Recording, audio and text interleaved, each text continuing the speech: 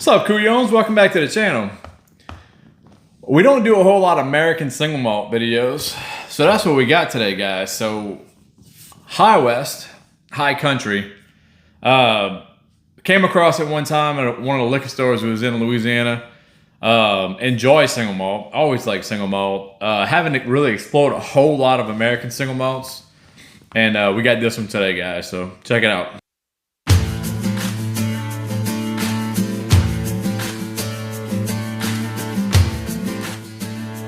High West, High Country, American single malt out of Park City, Utah. So they do have a little story on the back. We're not going to get into with it. This one comes in at 44% ABV, so 88 proof, which is kind of an oddball. You never see too many at 88 proof. It's kind of a weird number, but bottled by High West Distillery, Park City, Utah. A little bit on the back kind of tells you about the whiskeys. So this one happens to be an American single malt. What drew me to High West Distillery, just getting into whiskey, they make a lot of rye. I think they're more well known for their rye than anything. Obviously, they make bourbon, they make single malt, and they make unique whiskeys where they'll blend different things together. I think they're really good at blending. I think they're actually underestimated at how good these guys can blend some whiskey. So they have the Rendezvous rye, which is blended rye. One of my favorites probably from them that I've ever had was the Campfire, which is a blended bourbon, rye, and peated scotch. That one's great. Very unique whiskey. Not for everybody, but unique. I enjoy it. And I seen this in the store, in a liquor store in Thibodeau. We were walking around, and I was like, man, American single malt from High West, got to check it out. Price range on this, it was $65.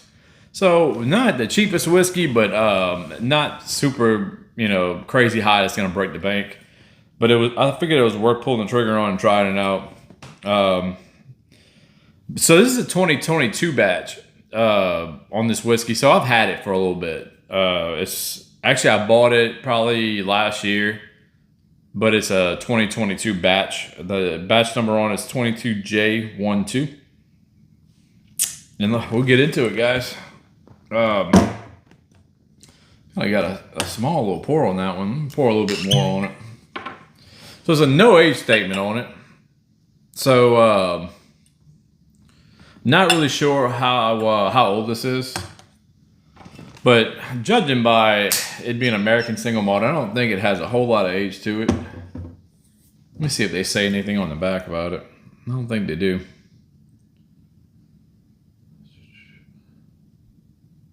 They do say best enjoyed neat with a few drops of water.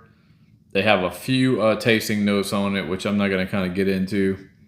100% copper pot stills is what they use for the single malt. All right, it does say it aged a minimum of 2 years.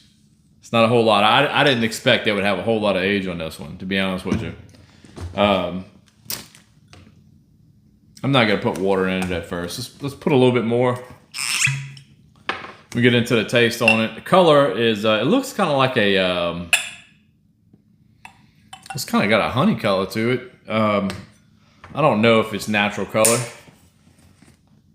I would presume it is. I don't think they add a whole lot of stuff to American whiskey. So kind of got a honey color to it. Lighter than a bourbon. Nice little color to it. Kind of thin. It doesn't really coat the glass a whole lot, but it's only 44 proof, so not a whole lot to expect with that one. But let's get into the nose, guys.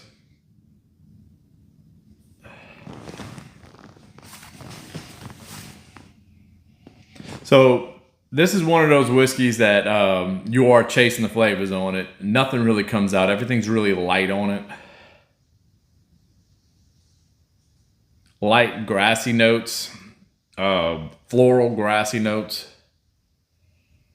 Very floral. A little bit of a honey, malty cereal kind of notes to it. A little bit of chocolate, like baker's chocolate that you would use.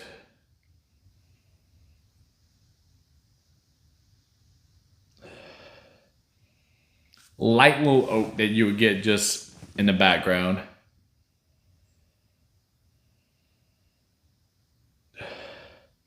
That's about it in there.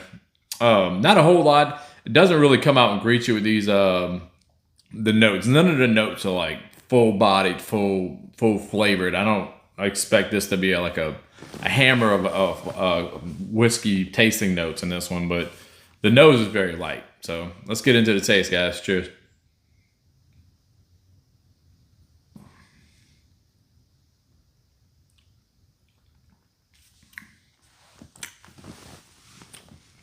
So that's kind of weird towards the end. Right whenever you taste it, it's sweet. It's a sweet note right away. You do get the grassy kind of floral hay notes, like a grassy hay. But it's sweet. You get the sweet like cereal malty notes.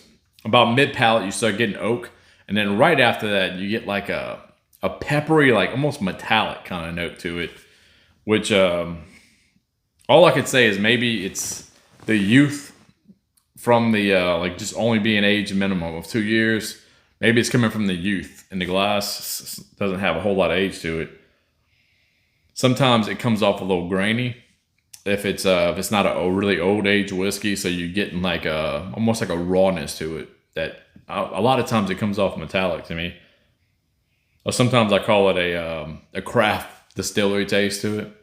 Let's get another taste, guys.